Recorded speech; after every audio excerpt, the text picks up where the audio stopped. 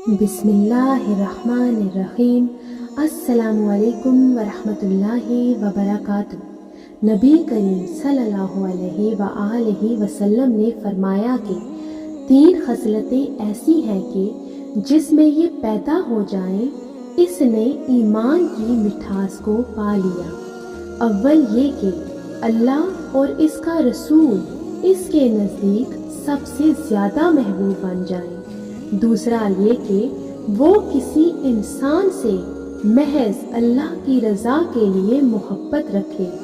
تیسرا یہ کہ وہ کفر میں واپس لوٹنے کو ایسا برا جانے جیسا کہ آگ میں ڈالے جانے کو برا جانتا ہے۔ جزاک اللہ۔